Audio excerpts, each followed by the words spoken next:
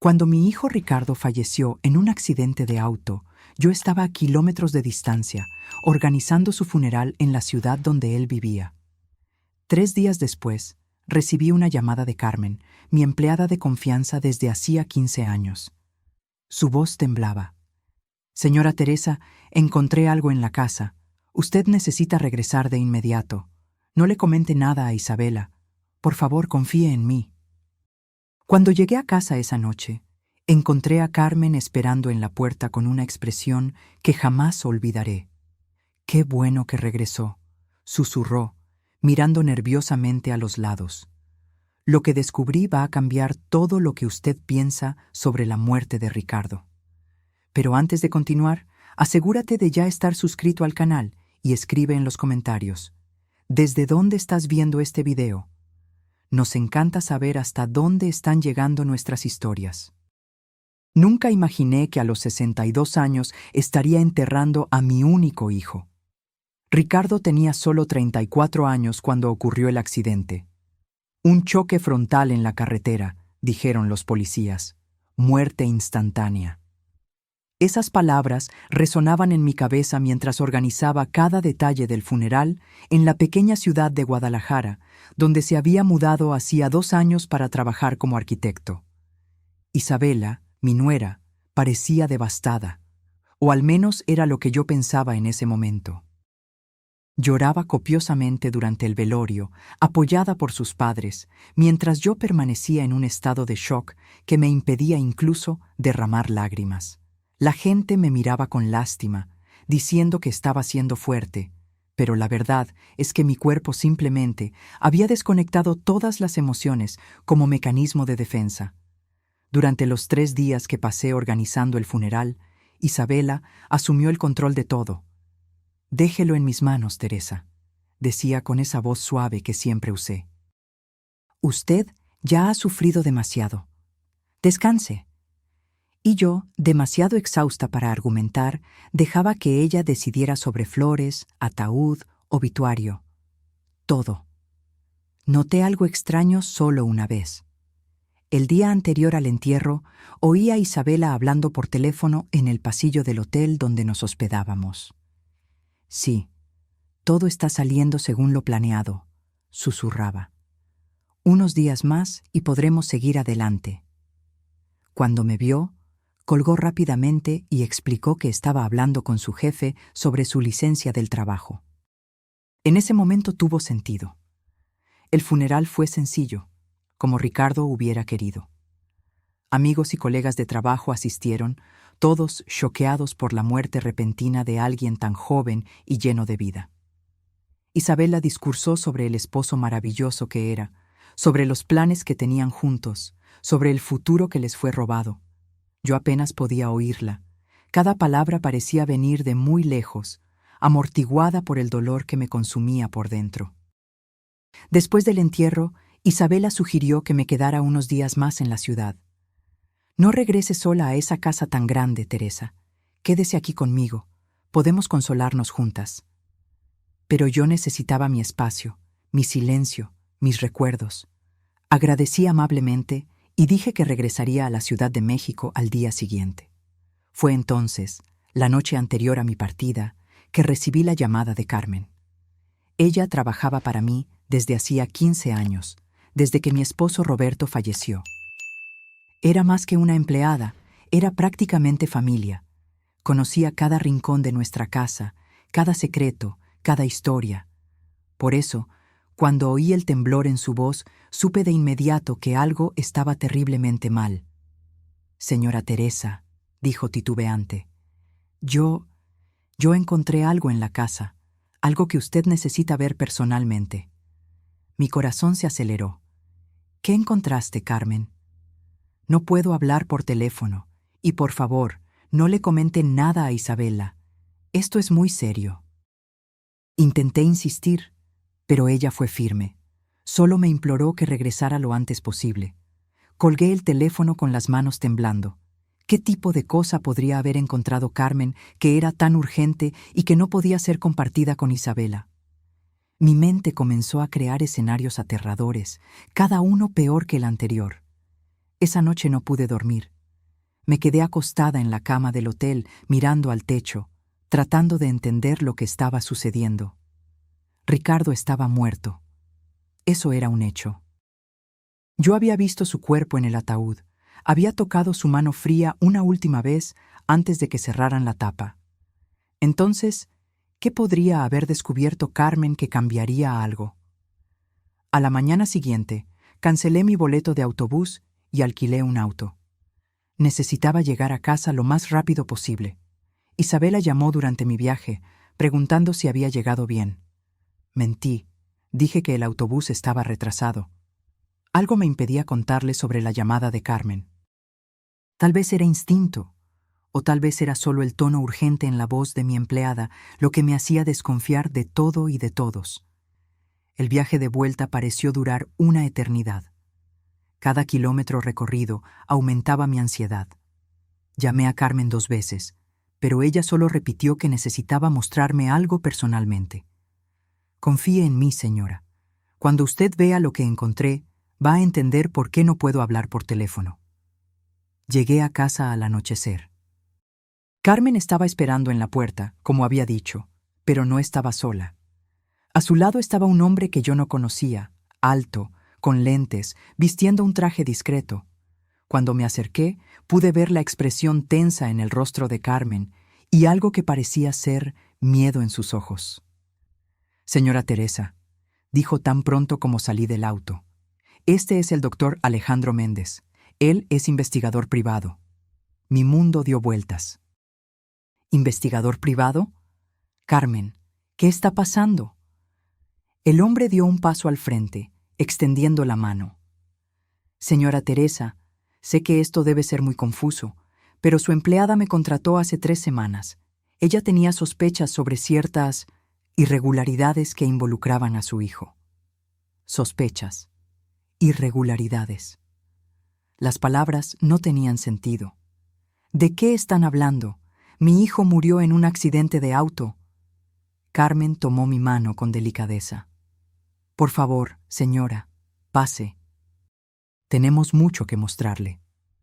Me senté en la sala de estar que conocía tan bien, pero que en ese momento parecía completamente extraña. Carmen trajo agua fresca y se sentó a mi lado, sosteniendo mi mano. El doctor Alejandro abrió una carpeta gruesa y comenzó a colocar documentos sobre la mesa de centro. «Señora Teresa», comenzó con voz profesional pero amable. «Hace 3 semanas, Carmen me buscó porque venía notando comportamientos extraños en su nuera, Isabela. Me pidió que investigara discretamente». Miré a Carmen, aturdida. «¿Contrataste a un investigador? ¿Por qué?» Carmen suspiró profundamente. «Señora, yo no quería preocuparla sin tener certeza, pero en los últimos meses comencé a notar cosas. Isabela venía aquí cuando usted no estaba, revisando sus documentos, sus armarios. Una vez la encontré en su oficina, moviendo los cajones. Cuando le pregunté qué estaba haciendo, dijo que estaba buscando fotos antiguas de Ricardo para hacer un álbum de regalo». «¿Y cuál es el problema con eso?», pregunté, todavía sin entender. «El problema», continuó el doctor Alejandro, «es que Isabela no estaba buscando fotos, estaba buscando esto». Colocó frente a mí una copia del testamento de Ricardo. Mi corazón se congeló. «¿Cómo conseguiste esto?» «Isabela sacó copias aquí mismo, en su impresora». Carmen encontró los documentos olvidados en la bandeja. Tomé el papel con manos temblorosas.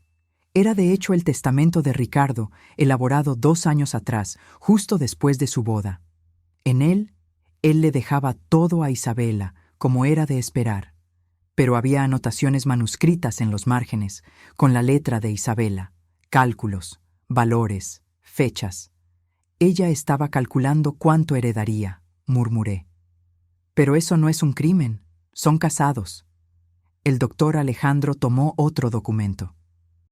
«No, no es un crimen, pero esto aquí sí lo es». Era una póliza de seguro de vida. Un seguro que yo no sabía que existía, por el valor de 2 millones de pesos. Contratado 6 meses atrás. Beneficiaria, Isabela. Sentí como si me hubieran dado un puñetazo en el estómago. Ricardo nunca mencionó este seguro. Exactamente, dijo el investigador. Y hay más. Descubrimos que fue Isabela quien sugirió que él hiciera el seguro. Tenemos correos electrónicos entre ella y la corredora. Ella insistió mucho en el valor alto, diciendo que necesitaban protección en caso de que algo sucediera. Mi mente comenzó a trabajar frenéticamente. Pero fue un accidente. La policía dijo que fue un accidente. Carmen apretó mi mano. Fue lo que dijeron inicialmente, señora, pero cuando le conté al doctor Alejandro sobre el accidente y él comenzó a investigar, encontró algunas inconsistencias. El investigador abrió otra sección de la carpeta. El accidente ocurrió en una carretera poco transitada, tarde en la noche. Según el informe policial, Ricardo perdió el control del auto y colisionó frontalmente contra un árbol. No había otros testigos, no había otros vehículos involucrados. Sí, yo sé todo eso, dije, sintiendo que las lágrimas finalmente comenzaban a escurrir. ¿A dónde quiere llegar? Señora Teresa, fui hasta el lugar del accidente. Examiné las fotos de la pericia. Hablé con el mecánico que remolcó el auto. Hizo una pausa, como si estuviera midiendo las palabras. Los frenos del auto habían sido saboteados. El silencio que siguió fue absoluto. No podía procesar lo que él estaba diciendo. ¿Saboteados? Eso es imposible. La policía lo habría notado. La policía hizo solo una investigación superficial. Fue catalogado como accidente, caso cerrado. Pero cuando le pagué al mecánico para hacer un análisis más detallado, él encontró cortes precisos en los cables de los frenos. No fue desgaste natural, fue deliberado. Me levanté bruscamente, sintiendo que el mundo giraba a mi alrededor. ¿Está diciendo que alguien mató a mi hijo? ¿Que no fue accidente? Estoy diciendo que hay evidencias muy fuertes de que los frenos fueron saboteados intencionalmente. Y considerando el seguro de vida recién contratado, considerando los cálculos que Isabela venía haciendo... No, grité. Isabela amaba a Ricardo. Ellos eran felices. Yo los veía juntos. No es posible. Carmen se levantó y me abrazó mientras yo finalmente me desmoronaba. Señora Teresa, yo tampoco quería creer. Por eso le pedí al doctor Alejandro que tuviera certeza absoluta antes de traerle esto a usted. Lloré en los brazos de Carmen como no había podido llorar desde que recibí la noticia de la muerte de Ricardo. Pero ahora no eran solo lágrimas de luto, eran lágrimas de rabia, de traición, de horror absoluto al pensar que la mujer que mi hijo amaba podría haberlo asesinado por dinero. Hay más, dijo el doctor Alejandro después de darme algunos minutos para recomponerme. Isabela tiene un historial. Este no es el primer seguro de vida significativo a su nombre. Me mostró documentos sobre el exnovio de Isabela, un hombre llamado Javier Ríos. Ellos estaban prometidos hace 6 años. 3 meses antes de la boda, Javier murió en un accidente doméstico, caída de la escalera. Dios mío, susurré. Había un seguro de vida. $500,000. Isabela era la beneficiaria. Ella recibió el dinero, usó parte para mudarse a la ciudad donde conoció a Ricardo y el resto desapareció. Probablemente se gastó todo en 2 años. Miré los documentos esparcidos en la mesa. Póliza de seguro, correos electrónicos, fotos del auto destruido de Ricardo, informes del mecánico. Cada pedazo de papel era una pieza de un rompecabezas horrible que mostraba que mi hijo no había muerto en un accidente. Había sido asesinado por su propia esposa. ¿Qué hago ahora?, pregunté, sintiéndome completamente perdida. Vamos a la policía, presentamos todas estas evidencias y exigimos que reabran la investigación, respondió el doctor Alejandro. Pero necesita estar preparada, señora Teresa. Esto va a ser difícil. Isabela va a negar todo. Ella es inteligente, calculadora, pero tenemos suficientes evidencias para al menos levantar sospechas. Aquella noche, sentada en la casa silenciosa con Carmen a mi lado, me di cuenta de que mi luto había tomado una forma completamente diferente. No estaba solo llorando la pérdida de mi hijo. estaba procesando la traición, el horror de saber que la mujer que él amaba había planeado su muerte meticulosamente, y estaba sintiendo una rabia que nunca había experimentado antes en toda mi vida. A la mañana siguiente, desperté con una determinación que no sabía que poseía. Carmen había dormido en el cuarto de huéspedes, y cuando bajé a la cocina, ella ya había preparado café de olla. «¿Cómo está, señora?», preguntó con preocupación genuina en los ojos. «Furiosa», respondí honestamente, y determinada a hacer que Isabela pague por lo que hizo.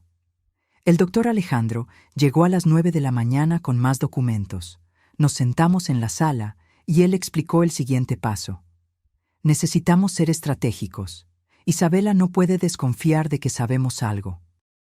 Si ella percibe que estamos investigando, puede huir o destruir evidencias. ¿Qué sugiere?, pregunté. Continúe actuando normalmente. Si ella llama, sea amable, actúe como la suegra enlutada que ella espera que usted sea. Mientras tanto, voy a trabajar con un abogado penalista y llevaré estas evidencias a un comandante de confianza. Fue la semana más difícil de mi vida. Isabela llamaba todos los días, siempre con aquella voz dulce y preocupada. «¿Cómo está, Teresa? ¿Está comiendo? ¿Necesita que vaya ahí?». Y yo tenía que responder con calma, esconder la náusea que sentía al oír su voz, fingir que aún creía en sus lágrimas falsas. Durante ese tiempo, el doctor Alejandro descubrió más cosas perturbadoras. Isabela había contratado a un mecánico de dudosa reputación 3 semanas antes del accidente de Ricardo. Teníamos su nombre, y cuando el doctor Alejandro lo confrontó con las evidencias, el hombre confesó. Isabela le había pagado 5,000 pesos para cortar los cables de los frenos de forma que pareciera desgaste natural. «¿Está dispuesto a testificar?», pregunté cuando supe de esto. «Sí, a cambio de inmunidad parcial. Está aterrado y quiere colaborar con la justicia». Cada nuevo descubrimiento era como una puñalada en el corazón. Pensar que mientras Ricardo conducía aquella noche, sin saber que sus frenos no funcionarían, Isabela estaba en casa, esperando la llamada que confirmaría su muerte. Era demasiado monstruoso para comprender. Carmen me contó más detalles que había notado en los meses anteriores. «Isabela cambió después de que se casaron, señora. Al principio era dulce y atenta, pero poco a poco fue poniéndose impaciente con Ricardo. Oí discusiones sobre dinero. Ella quería un nivel de vida más alto de lo que el salario de él permitía. Ricardo nunca mencionó problemas en el matrimonio», dije, sintiendo culpa por no haber notado nada. Él era su hijo, señora. No iba a preocuparla con sus problemas, pero yo lo veía. Veía cómo ella miraba esta casa, calculando el valor. Veía cómo preguntaba sobre las finanzas de usted, sobre testamentos, herencias. Una semana después de mi conversación inicial con el doctor Alejandro, él me llamó. «Tenemos todo lo que necesitamos. El comandante quiere verla mañana a las 10 de la mañana. Vamos a pedir oficialmente la reapertura del caso y la detención de Isabela». Aquella noche no dormí. Continuaba viendo el rostro de mi hijo, recordando cada momento que pasamos juntos. Ricardo era mi único hijo, mi única familia después de que Roberto murió. E Isabela se lo había quitado por pura avaricia. En la comandancia relaté todo lo que sabía. El comandante, un hombre experimentado llamado Comandante Marcelo, escuchó atentamente mientras el doctor Alejandro presentaba las evidencias. Los documentos del seguro, los correos electrónicos, la declaración del mecánico, el análisis de los frenos, el historial de Isabela con el exnovio muerto. «Es un caso sólido», dijo el comandante, «pero necesitamos más. Necesitamos algo que la conecte directamente al crimen. Una confesión sería lo ideal, pero ella es demasiado lista para eso».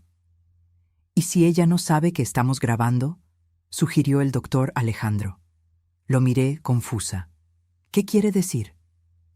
«Usted podría confrontarla. Con una grabadora oculta. Si consiguiéramos hacer que admita algo, tendríamos nuestra confesión». El comandante frunció el ceño. Es arriesgado, y puede que no sea admisible en un tribunal dependiendo de cómo se haga. Pero puede darnos pistas, insistió el doctor Alejandro. Puede mostrarnos dónde buscar más evidencias. 3 días después, estaba sentada en la sala de la casa que había sido de Ricardo, esperando a que Isabela llegara. Ella había llamado más temprano diciendo que necesitaba recoger algunas pertenencias de su esposo. ¿Puedo pasar por ahí, Teresa? Sé que es difícil para usted, pero necesito algunas cosas de él. Acepté, mi voz tranquila a pesar del corazón acelerado. El doctor Alejandro me había dado una pequeña grabadora que escondí en el bolsillo del abrigo. Carmen estaba en la cocina, lista para intervenir si algo salía mal. Cuando sonó el timbre, respiré profundo. Era hora de enfrentar a la mujer que había asesinado a mi hijo. Abrí la puerta y allí estaba ella. Isabela parecía cansada, con ojeras profundas y ropa oscura de luto. Por un momento, casi me engaño pensando que realmente estaba sufriendo. Pero entonces recordé el seguro de 2 millones, el mecánico pagado para sabotear el auto, el exnovio muerto en circunstancias similares. Teresa, dijo, abrazándome. Tuve que hacer un esfuerzo enorme para no alejarme con asco. ¿Cómo está? Sobreviviendo, respondí, manteniendo la voz neutra. Pase. Nos sentamos en la sala. Isabela miró a su alrededor con una expresión que ahora yo podía leer claramente. Estaba evaluando el valor de todo, los muebles antiguos, los cuadros, las antigüedades que Roberto había coleccionado. Esta casa tiene tantos recuerdos, dijo con un suspiro. Ricardo siempre hablaba de crecer aquí. Sí, acepté. Fueron años felices. Hubo un silencio incómodo. Entonces Isabela comenzó a hablar sobre las pertenencias que vino a buscar. Mientras ella hablaba, observé cada detalle. La forma en que sus ojos nunca encontraban los míos por mucho tiempo, cómo sus manos jugaban nerviosamente con el anillo de casada. Isabela, comencé, decidiendo ir directo al punto. ¿Usted amaba a mi hijo? Ella pareció sorprendida con la pregunta. Claro que sí, Teresa. Ricardo era el amor de mi vida. ¿De verdad? Insistí, porque me quedé pensando. ¿Estaban realmente felices? Su rostro se contrajo. ¿Por qué está preguntando eso? Solo curiosidad de madre, dije, tratando de sonar casual. Sabe cómo es. Una siempre se pregunta si nuestros hijos eran felices de verdad en sus matrimonios. Isabela se relajó un poco. Teníamos nuestros problemas, como toda pareja, pero sí, éramos felices. ¿Qué tipo de problemas? Presioné gentilmente. Ella dudó. Bueno, dinero principalmente. Ricardo era más conservador con las finanzas. Yo quería vivir un poco más, disfrutar mientras somos jóvenes. Entiendo. ¿Y el seguro de vida que hicieron? Vi sus ojos dilatarse levemente antes de que ella se recompusiera. ¿Qué seguro? El de 2 millones de pesos. Ricardo me lo mencionó. Mentí. Dijo que usted lo había sugerido. Ah, sí, dijo rápidamente. Era solo precaución. Nunca se sabe lo que puede suceder. Nunca se sabe, repetí, dejando que las palabras quedaran suspendidas en el aire. Usted debe estar muy aliviada financieramente ahora. Isabela me miró con una expresión indignada. ¿Cómo puede decir eso? Perdimos a Ricardo. Sí, perdimos, pero usted va a recibir 2 millones de pesos. Eso debe ayudar. Teresa, no puedo creer que esté hablando así conmigo. Solo estoy siendo práctica, Isabela, como usted también lo fue cuando escogió aquel valor específico para el seguro 6 meses atrás. Vi el pánico comenzar a aparecer en sus ojos. No sé qué está insinuando. No estoy insinuando nada, dije calmadamente. Estoy afirmando, usted mató a mi hijo por el dinero. Isabela se levantó bruscamente. Usted enloqueció. Ricardo murió en un accidente. Los frenos fueron saboteados, dije, también levantándome.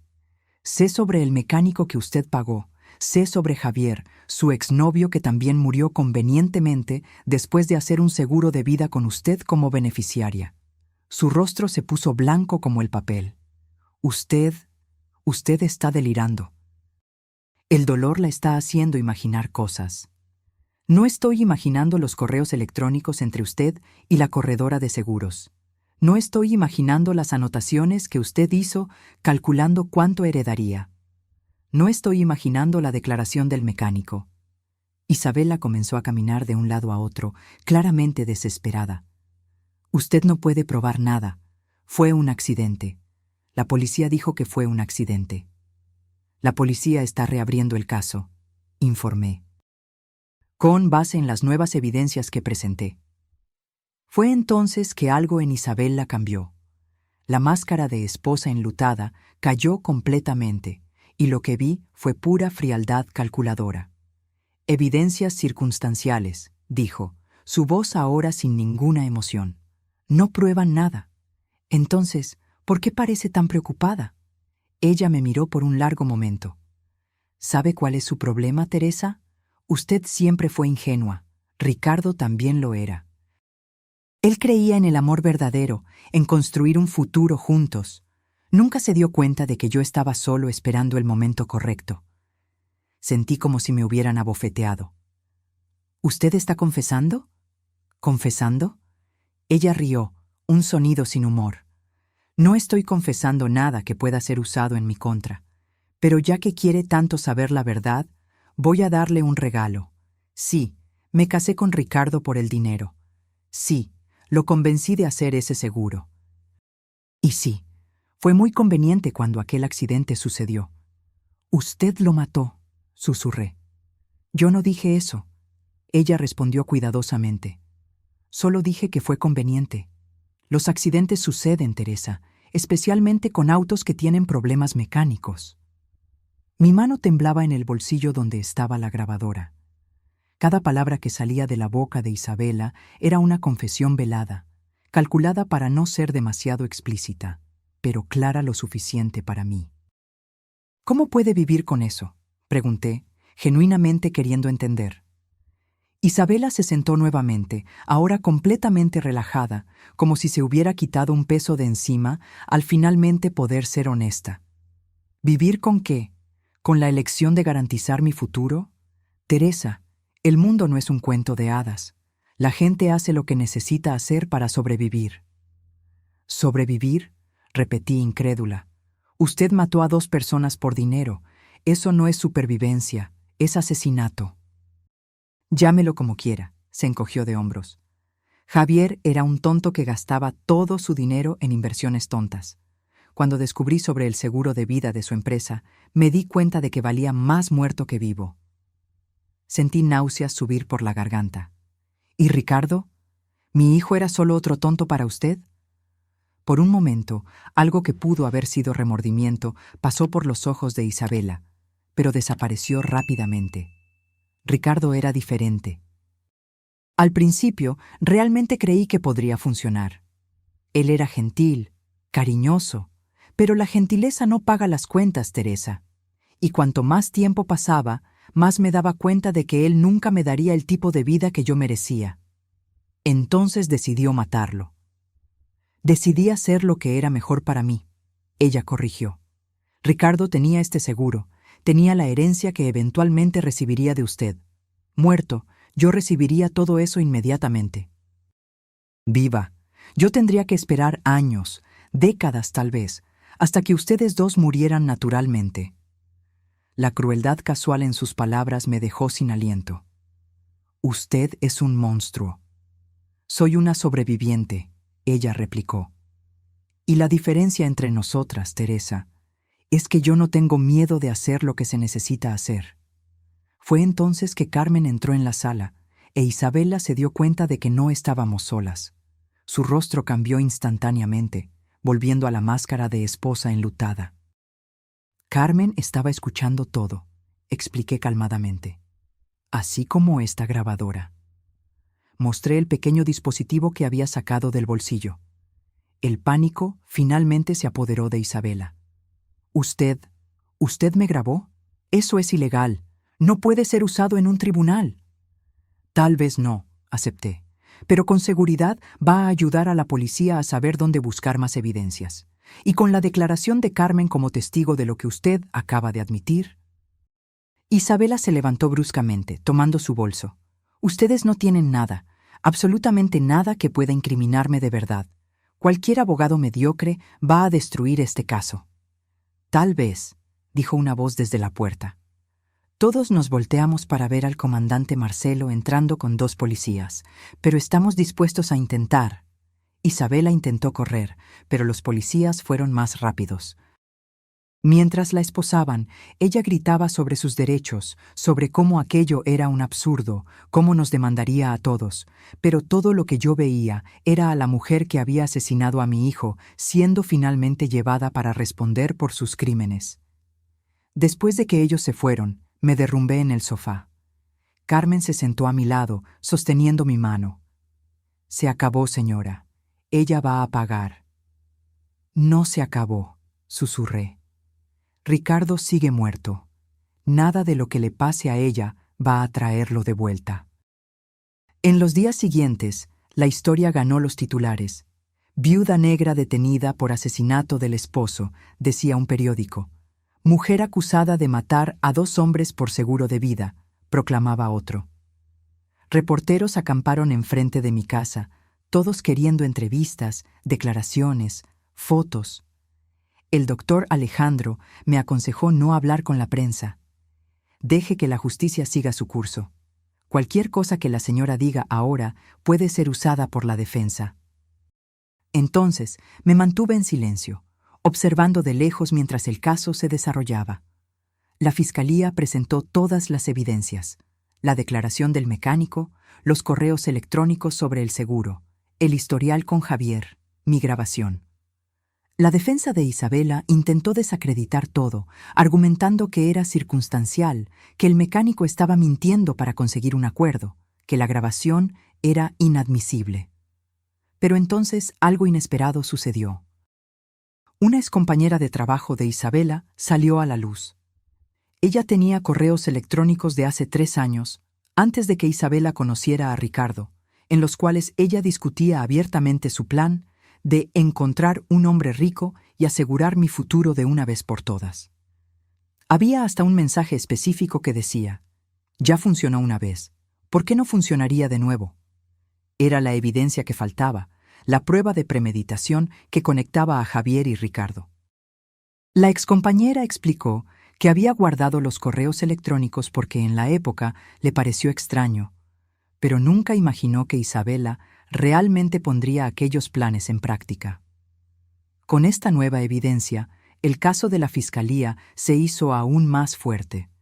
El abogado de Isabela intentó negociar un acuerdo, pero la fiscal fue inflexible. Ella mató a 2 personas a sangre fría por dinero. Iremos a juicio. Durante todo este proceso viví en una especie de limbo emocional. Parte de mí quería justicia, quería ver a Isabela pagar por lo que hizo. Pero otra parte solo quería que todo acabara, que yo pudiera finalmente procesar la muerte de mi hijo sin tener que revivir los detalles horribles todos los días en las noticias. Carmen fue mi puerto seguro durante esos meses. Ella cuidaba de la casa, alejaba a los reporteros, garantizaba que yo comiera y durmiera. La señora necesita cuidarse, decía siempre. Ricardo querría que usted siguiera adelante. Pero, ¿cómo seguir adelante cuando cada día traía una nueva revelación sobre cómo mi hijo había sido traicionado por la mujer que amaba? Descubrimos que Isabela había comenzado a investigar formas de sabotear frenos de auto 2 meses antes del accidente de Ricardo. Su historial de navegación estaba lleno de búsquedas sobre accidentes automovilísticos fatales y cómo parecer una viuda enlutada convincente. La frialdad calculadora de cada acción de ella era casi incomprensible. Ella había planeado todo meticulosamente, desde conocer a Ricardo hasta escoger el momento exacto para matarlo. Y durante todo ese tiempo, ella dormía a su lado, fingía amarlo, todo mientras preparaba su muerte. El juicio fue marcado para 6 meses después de la detención. Yo sabía que tendría que testificar, que tendría que sentarme en aquel tribunal y relatar todo lo que había descubierto. La idea me aterraba, pero yo le debía eso a Ricardo. Él merecía que la verdad fuera contada. El primer día del juicio fue uno de los más difíciles de mi vida. Entrar en aquel tribunal, ver a Isabela sentada en la mesa de la defensa con su traje discreto y expresión controlada, fue surrealista. Ella me miró cuando entré, y por un momento nuestros ojos se encontraron. No había remordimiento allí, solo cálculo. La fiscal, la LIC, Andrea Campos, era una mujer competente en sus 40, con una reputación de no perder casos de homicidio. En su declaración de apertura, ella trazó un retrato devastador de Isabela como una depredadora que escogía a sus víctimas cuidadosamente. «Señoras y señores del jurado», comenzó, «ustedes van a oír sobre una mujer que transformó el asesinato en un plan de negocios.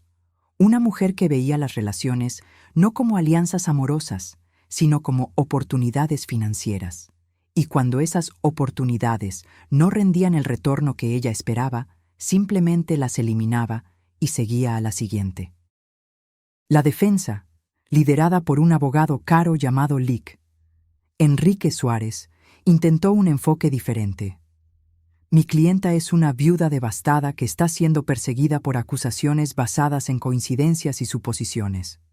Sí, ella se benefició financieramente de la muerte de su esposo, así como cualquier esposa se beneficiaría. Eso no la convierte en una asesina».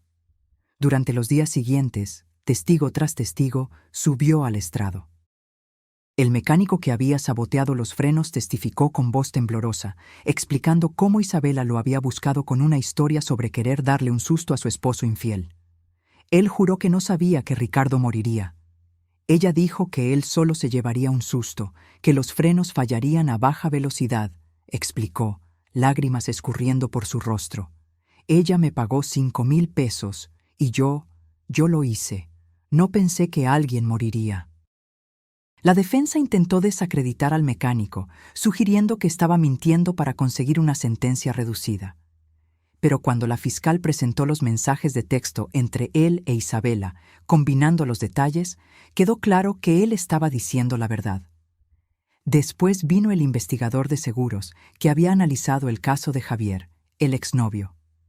Él explicó que en la época la muerte había sido clasificada como accidente doméstico.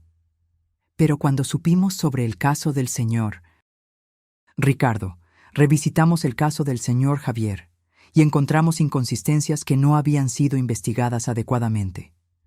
«¿Qué tipo de inconsistencias?», preguntó la fiscal.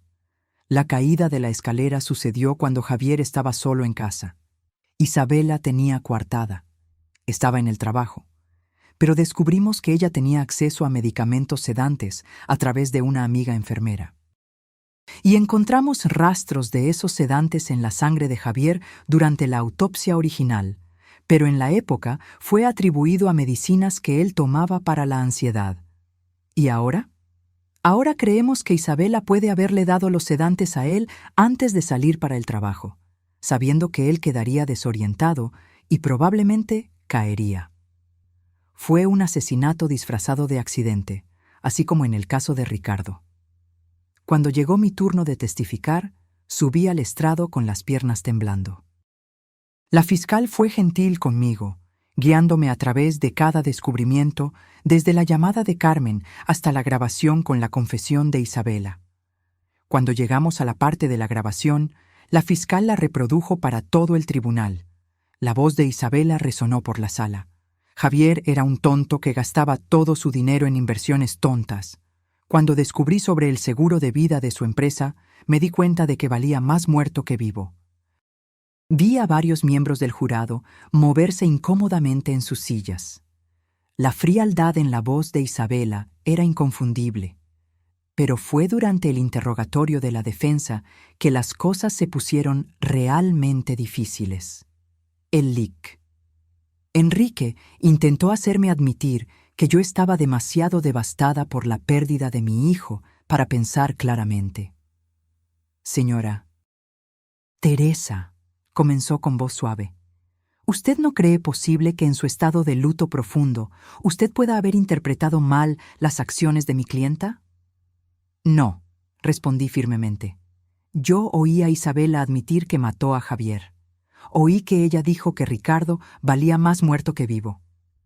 Pero ella nunca dijo explícitamente «yo maté a Ricardo», ¿verdad? Él presionó. No en esa grabación, admití. Pero el contexto... Contexto no es confesión, señora Teresa. Mi clienta estaba claramente perturbada, diciendo cosas sin pensar porque usted la estaba acusando injustamente. Ella no estaba perturbada, dije, sintiendo la rabia crecer. Ella estaba tranquila, calculadora, sabía exactamente lo que estaba diciendo. Después de mi testimonio, tuve que sentarme y observar mientras Isabela subía al estrado. Ella estaba preparada. Eso quedó claro inmediatamente. Ella lloró en los momentos correctos. Su voz se quebró cuando habló sobre el amor de su vida. Ella miró al jurado con ojos suplicantes. «Yo amaba a Ricardo más que a nada», dijo, su voz temblante. «Sí, teníamos problemas financieros. Sí, yo sugerí el seguro de vida porque quería protegernos. Pero nunca, jamás, yo le haría daño». «¿Y qué hay de las cosas que usted le dijo a su exsuegra?», preguntó la fiscal durante el interrogatorio cruzado. Yo estaba en shock, Isabela respondió. Teresa me confrontó con acusaciones horribles y yo reaccioné mal. Dije cosas que no eran verdad solo para provocarla porque estaba dolida de que ella pudiera pensar tan mal de mí. «Entonces, ¿usted niega que mató a Javier Ríos?» «Completamente. Javier murió en un accidente trágico. Yo lo amaba». ¿Y los correos electrónicos a su excompañera de trabajo hablando sobre encontrar un hombre rico? Isabela pausó y vi un destello de pánico en sus ojos antes de que ella se recompusiera. Aquello era una broma entre amigas. Toda mujer hace bromas sobre encontrar a alguien rico. No significa que yo realmente planeara algo. La fiscal pasó horas desmontando cada explicación, cada excusa. Ella presentó una línea de tiempo detallada mostrando cómo Isabela había investigado sobre accidentes de auto, cómo había contactado al mecánico, cómo había insistido en que Ricardo tomara aquella ruta específica la noche del accidente. El juicio se extendió por 3 semanas. Cada día traía nuevas revelaciones, nuevos detalles sobre la extensión de la traición de Isabela. Descubrimos que ella había abierto una cuenta bancaria secreta donde depositaba dinero retirado de las cuentas conjuntas con Ricardo sin el conocimiento de él. Una antigua amiga de Isabela testificó que ella había dicho, meses antes del accidente: «A veces yo miro a Ricardo y pienso en cuánto mi vida sería más fácil si él simplemente no existiera más». En la época, la amiga creyó que era solo un desahogo de un matrimonio difícil. El perito que analizó los frenos del auto de Ricardo dio un testimonio técnico y devastador. Él explicó en detalles cómo los cortes habían sido hechos de forma que pareciera desgaste natural, pero que la precisión de los cortes indicaba claramente sabotaje intencional. En 25 años analizando accidentes de auto, dijo: «Nunca vi frenos desgastarse naturalmente de esa forma. Fue manipulación humana deliberada». La defensa intentó argumentar que el mecánico podría haber hecho los cortes por cuenta propia, pero los mensajes de texto entre él e Isabela eran demasiado claros. Ella había especificado exactamente dónde los cortes deberían ser hechos. Había enviado diagramas, había dado instrucciones precisas. Durante todo el juicio, observé a Isabela cuidadosamente. Cuando ella pensaba que nadie estaba mirando, su máscara se resbalaba. Vi irritación, tedio, hasta aburrimiento. Pero nunca vi remordimiento. Nunca vi tristeza genuina por la muerte de Ricardo. En el último día de testimonios, la fiscal hizo su declaración final. «Señoras y señores del jurado, este caso es sobre una mujer que veía a personas como medios para un fin. Javier Ríos era un medio para conseguir $500,000. Ricardo Oliveira era un medio para conseguir $2 millones. Y si no hubiera sido atrapada, con seguridad habría una tercera víctima, tal vez una cuarta. Ella pausó, mirando a cada miembro del jurado a los ojos. Isabela Acosta no es una esposa enlutada. Ella es una asesina en serie movida por la avaricia más pura, y ella necesita ser impedida antes de que haga otra víctima. La defensa, en su declaración final, intentó pintar a Isabela como una mujer incomprendida, víctima de circunstancias y de una suegra vengativa. Teresa Oliveira perdió a su hijo y necesita culpar a alguien. Es comprensible, pero comprensible no significa correcto. Las evidencias contra mi clienta son circunstanciales en el mejor de los casos, manipuladas en el peor. El jurado salió a deliberar un jueves por la tarde. Esperé en el pasillo con Carmen y el doctor Alejandro, cada minuto pareciendo una hora. Después de 6 horas, fuimos informados de que el jurado había parado para la noche y retomaría a la mañana siguiente. Aquella fue una de las noches más largas de mi vida. No pude dormir. Continuaba imaginando diferentes escenarios. ¿Y si el jurado no creyera en las evidencias? ¿Y si Isabela fuera considerada inocente? Ella quedaría libre para hacer otra víctima, y yo tendría que vivir sabiendo que la asesina de mi hijo estaba suelta. A la mañana siguiente, volvimos al tribunal. Después de 3 horas más de deliberación, finalmente recibimos la noticia. El jurado había llegado a un veredicto. Cuando entramos en la sala, mi corazón latía tan fuerte que pensé que todos podían oír. Isabela estaba sentada en la mesa de la defensa, sus manos entrelazadas, su expresión cuidadosamente neutra. El juez pidió que el jurado se pusiera de pie. En cuanto a la acusación de homicidio doloso calificado en la muerte de Ricardo Oliveira, ¿cuál es el veredicto?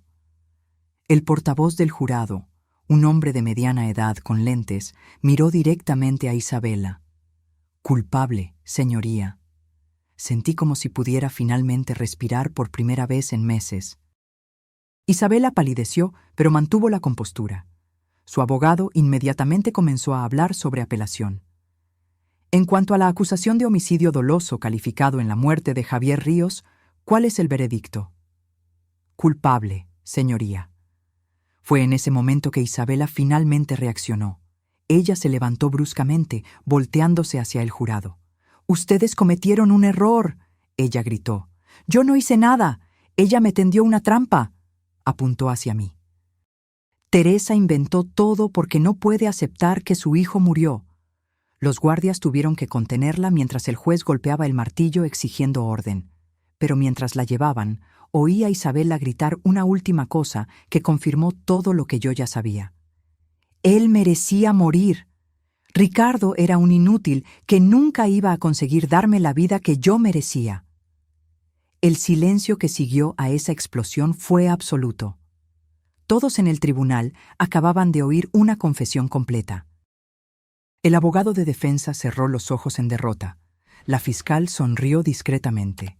La sentencia llegó 2 semanas después. El juez, al pronunciarla, fue directo. Señora Acosta, sus crímenes fueron calculados, fríos y motivados por la avaricia más básica. Usted le quitó la vida a 2 hombres que confiaban en usted, que la amaban. Y lo hizo sin el menor remordimiento. Hizo una pausa, mirando a Isabela por encima de sus lentes. Estoy sentenciándola a 2 penas consecutivas de prisión perpetua, sin posibilidad de libertad condicional por un mínimo de 40 años. Que Dios tenga misericordia de su alma, porque esta corte no la tendrá. Isabela no reaccionó esta vez. Ella solo miró fijamente hacia adelante mientras era llevada fuera de la sala. Cuando nuestros ojos se encontraron por última vez, no vi rabia o miedo. Vi solo vacío. 6 meses han pasado desde la sentencia. Estoy sentada en la terraza de mi casa, observando el jardín que Ricardo plantó cuando aún vivía aquí. Las rosas que él escogió están floreciendo, rojas y vibrantes contra el verde del césped. Carmen trajo té y se sentó a mi lado. «¿Cómo está hoy, señora?», pregunta, como hace todas las mañanas. «Mejor», respondo honestamente. Algunos días son más difíciles que otros, pero estoy mejor. La verdad es que el dolor nunca se va completamente.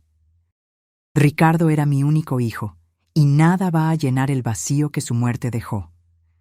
Pero saber que Isabela está pagando por sus crímenes trajo una especie de paz que yo no esperaba.